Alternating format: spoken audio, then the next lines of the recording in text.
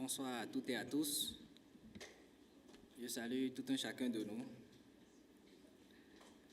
Messieurs les présidents d'institutions de la République ici présents, messieurs les députés à l'Assemblée nationale, messieurs les ministres, messieurs les cadres de l'administration publique, messieurs les enseignants et acteurs du monde de l'éducation.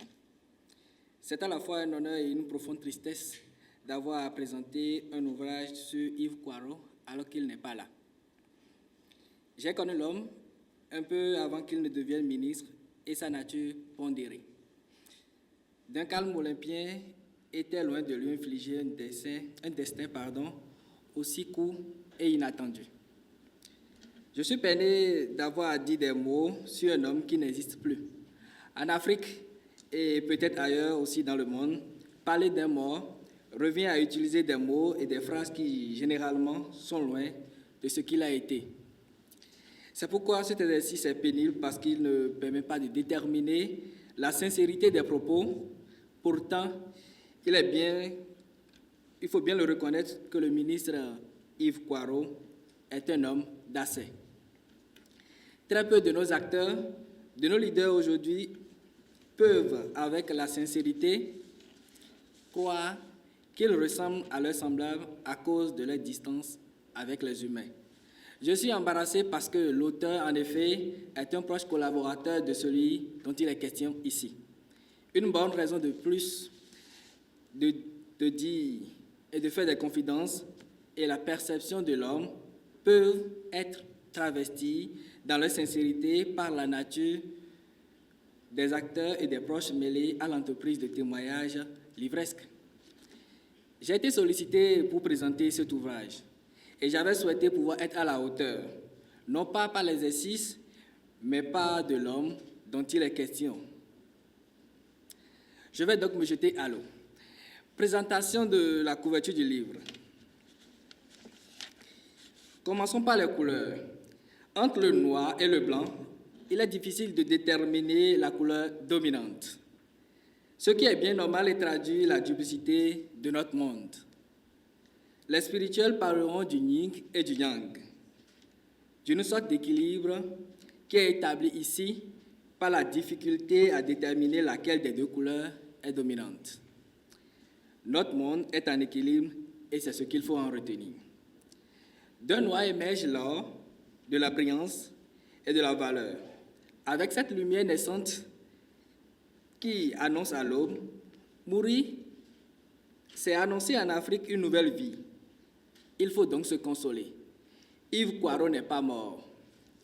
Il a entamé une nouvelle vie, un nouveau cycle dont témoigne le croissant lunaire. C'est le début du cycle lunaire, en effet, et tout le monde sait ce que représente la lune. En tout cas, pour les musulmans, ils en savent quelque chose puisqu'ils viennent de démarrer leur carême.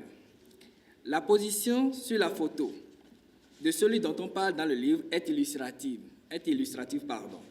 Une partie de son corps qui sort du cadre de la couverture comme quelqu'un qui quitte la lumière pour le noir du mystère. D'ailleurs, la photo est prise à dessein, où l'homme sourit à son départ, comme s'il avait été préparé, comme s'il avait été prêt depuis. En écoutant les témoignages, en confrontant certaines versions sur les conditions de son départ, les derniers moments avec les proches, on ne peut être fier d'apprendre qu'il était déjà prêt. Notre destin souffre des maux que nous ignorons parfois. Peut-être parce que absorbés par les réalités de notre monde matériel. Mais l'esprit, lui, sait. Il sait déjà et imprime à nos pas, à nos réflexions, à nos attitudes, des allures et des formes qui préparent déjà à l'avènement du tragique. Je n'en dirai pas plus. Maintenant, un mot sur l'auteur de cet ouvrage.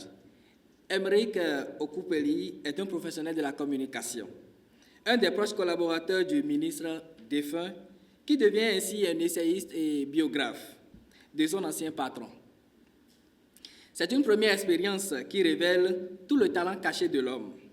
Sans souhaiter la mort à qui que ce soit et à quiconque, l'aventure du livre avec Aymeric souligne qu'il faut parfois des déclics pour nous sortir de notre confort. Avec ce premier ouvrage, qui est la manifestation extérieure du talent de l'homme, on comprend qu'un nouvel écrivain est né, avec la qualité et le niveau de la plume qu'il faut. Présentation de l'intérieur du livre. Le livre est en 7 parties. La première, qui rassemble les parathèses qui réunissent tous les propos introductifs et de témoignages, ouvre l'œuvre. J'y mets la dédicace, qui va de ses épouses au président de la République et à bien d'autres. Il y a aussi l'hommage à ces 2 collaborateurs du ministre qui, dira-t-on, ont choisi de suivre leur patron dans ce même voyage éternel. Il s'agit de son garde du corps le même jour et de son secrétaire particulier quelques mois plus tard. Il y a la préface du député Nathan Ake, qui est un véritable texte hommage à un acteur important du système éducatif béninois. L'avant-propos de l'auteur, comme une prescription de dose à la lecture que vous allez entamer en prenant le livre. Enfin, l'introduction qui ouvre la lecture sur la personne dont on dresse ici la biographie. La deuxième partie, c'est la partie qui nous découvre les origines de l'homme. Des origines modestes, complexes, qui sont loin de le prédestiner à un parcours aussi impressionnant. On découvre les circonstances de sa naissance, sa famille et ses premiers pas dans la vie. On apprend sur son prénom que certains à tort confondent à son patronyme. Kwaro est son petit nom et un titre de chef. C'est plutôt Chabi qui est le patronyme de l'ancien ministre de l'enseignement secondaire. Le parcours scolaire et universitaire, l'entrée dans l'administration et ses premiers pas en politique, l'auteur fixe des dates, éclaire les circonstances, noie les rumeurs et plus saugrenues sur les origines de son ancien patron. Les circonstances de sa nomination, la liesse que cela a suscité dans sa commune natale et au-delà dans toutes les circonscriptions électorales. Et c'est ceci qui ouvre bien l'objectif de l'ouvrage. Montrer la grande humilité, mais aussi la grande version de l'homme, la grande vision de l'homme au sujet de l'éducation béninoise. C'est la 3e partie du livre. C'est un homme proche du peuple et des acteurs de l'éducation. D'abord, en tant qu'acteur du domaine, face à d'autres acteurs de l'éducation. Mais, en plus d'être humble, l'auteur de l'ouvrage nous apprend quelque chose de singulier sur l'homme. Yves Kwaro est un homme qui a de la vision pour l'école béninoise. C'est en cela qu'il est un homme d'État. Savoir être avec les plus bas de l'échelle, mais en même temps avoir une vue avec ceux qui sont au plus élevé de la hiérarchie sociale. C'est ce que l'auteur appelle homme d'État. C'est ce qui d'ailleurs a inspiré ce vaste chantier pour changer l'école. L'auteur a énuméré d'innombrables actions à son actif. On ne va pas y revenir ici, le livre va vous y aider. Mais que vaut une vision sans éthique, sans comportement exemplaire, sans référence morale?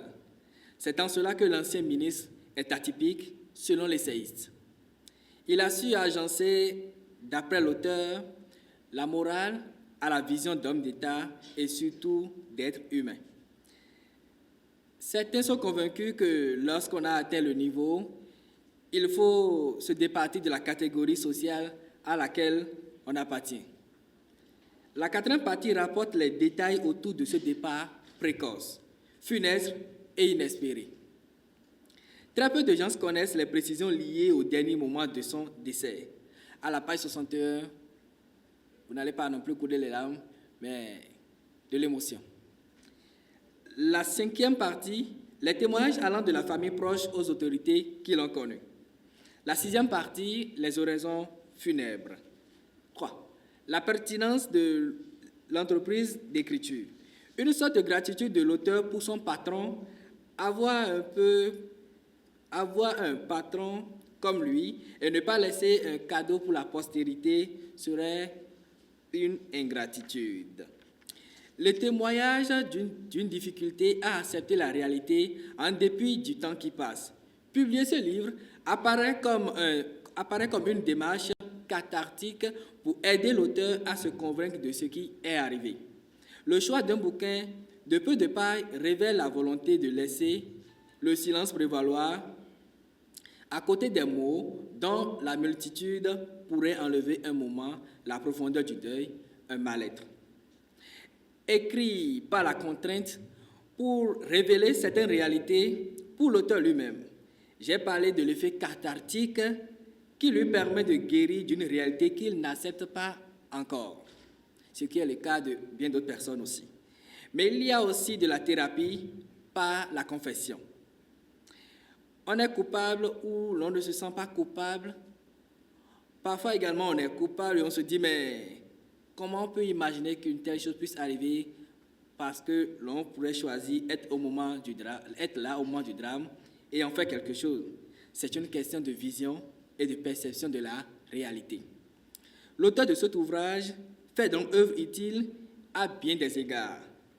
Il se guérit lui-même, mais aussi propose un idéal d'un homme d'État dans sa façon de construire et de construire les affaires de l'État. Je vous remercie.